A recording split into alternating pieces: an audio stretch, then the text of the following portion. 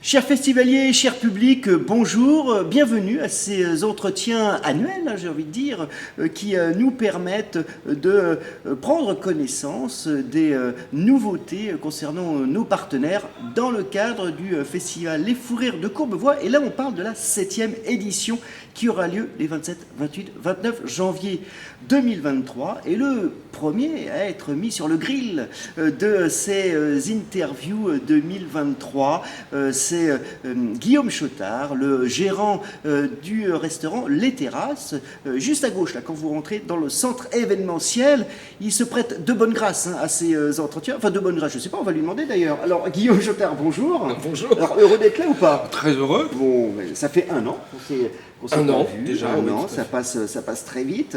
On a déjà la 7e édition, vous vous rendez compte? 7e édition, Quatrième, 4e année consécutive de soutien. Donc vraiment déjà, merci beaucoup. Mais bon, je disais, on va prendre des nouvelles des terrasses.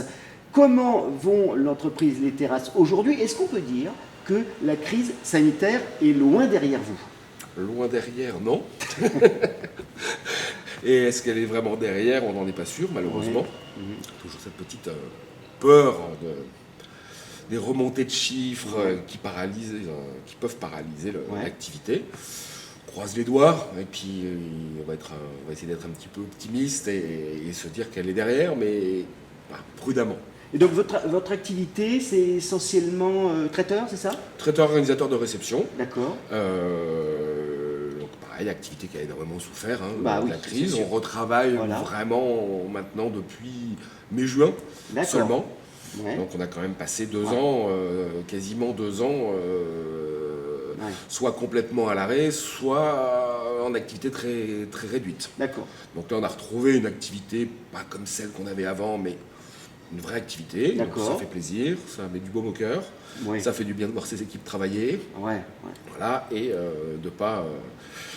de pas trop souffrir des conséquences. En tout cas, nous, on est vraiment extrêmement touchés au Fou Rire que vous nous souteniez malgré cette crise, parce que la période a été dure pour tout le monde, mais encore, je pense, plus pour votre milieu de la restauration. Et vous étiez quand même présent, donc merci beaucoup, Guillaume, de votre fidélité. Alors, Les Terrasses, voilà, ça pourrait être mieux, mais c'est quand même mieux qu'avant. Donc on peut dire que bien. ça sera encore mieux, dans les prochains mois. Mais voilà, on tient le bon bout, si on peut dire.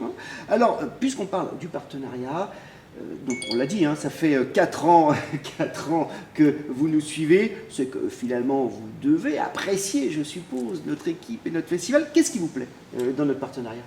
Ce qui me plaît, plusieurs choses. Déjà, le plaisir de voir le centre événementiel et donc les terrasses pendant 3 jours vivre avec des gens qui viennent passer des bons moments. Donc ça déjà c'est très agréable. Puis ça fait travailler. Donc, Tout à fait. Quand même jouer un utile à l'agréable. Absolument. Et puis pouvoir assister également au spectacle et puis aider à notre façon et promouvoir le théâtre et ce qui va avec. Alors justement, très bonne transition, vous parlez du théâtre, vous parlez des spectacles. Je vous ai présenté tout à l'heure en off la programmation 2023. Comme d'habitude, le fil conducteur, c'est le rire, mais vous avez vu que c'est quand même différentes formes de rire. Il y a des créations, il y a du Molière, et puis il y a aussi, depuis 2020, on a ouvert la case au one-man show, au stand-up, à l'improvisation. Sur les 8 spectacles proposés, est-ce qu'il y en a un qui vous a tapé dans l'œil? Il y en a plusieurs, mais il y en a un qui a plus retenu mon attention. Lequel? C'est Humaniste à mi-temps. Ah d'accord, Lucas Rioueb, il va être super content. Et alors pourquoi? Parce que je trouve que ça reflète beaucoup notre société. Oui. Je crois qu'on est un peu tous comme lui, malheureusement. Moi, le premier. Je m'inclus dans le lot. Et si on n'était pas comme ça irait peut-être un petit peu mieux un peu partout. Les bonnes actions, les bonnes intentions, c'est bien, mais c'était plus pour les autres. Pour les autres, voilà. Oui, d'accord. Faut pas que ça me perturbe. Et c'est vrai que Luc Carraway aussi dénonce un peu l'humour. Oui, ça aussi, l'humour, voilà, un peu. Ça me plaît aussi. C'est vrai qu'aujourd'hui, on a un peu le sentiment de voir un peu les mêmes spectacles. De voir les mêmes choses, voilà, que ce soit au théâtre, dans les films, dans la chanson.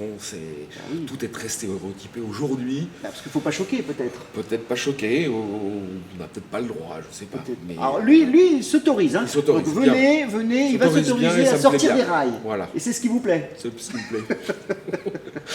Vous avez bien raison. Moi, je pense qu'il va y avoir du monde dans son spectacle. Alors, dernière question. Alors, c'est vraiment une question traditionnelle sur ces interviews.